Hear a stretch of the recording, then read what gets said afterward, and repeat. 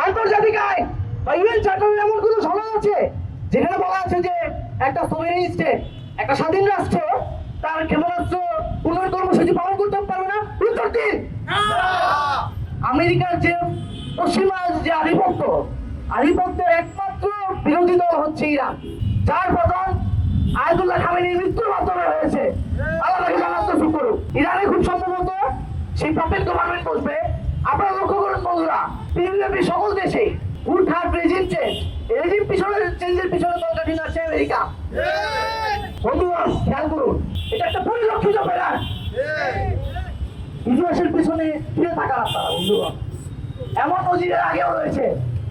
2003 সালে তারা ইরাকে সাদ্দাম হোসেনকে যে মেস ডিস্ট্রাকশনের দায় দিল, সেই অস্ত্র 30 বছরে পাওয়া যায়নি। 11 সালে লিবিয়াতে গাদ্দাফি যে আফ্রিকাকে উন্নতি করে নিয়ে যায়, লিবিয়াতে তৎকালীন সময়ে শিক্ষা ব্যবস্থা ফ্রি ছিল, চিকিৎসা ফ্রি ছিল। আপনার নববিবাহিতারা একটা নির্দিষ্ট পরিমাণ টাকা পেত তাদের জীবন শুরু করার জন্য। সেই লিবিয়াকে তারা গুলিসাত করে দিয়েছে। লিবিয়াতে যখন গাদ্দাফি সরকার নিজের বিদ্রোহ দমন করে, সেটাকে তারা এমন ভাবে উপস্থাপন করে যেন তারা নিজের জনগণের উপর হামলা চালিয়ে তাদেরকে নির্বিচারে মারছে।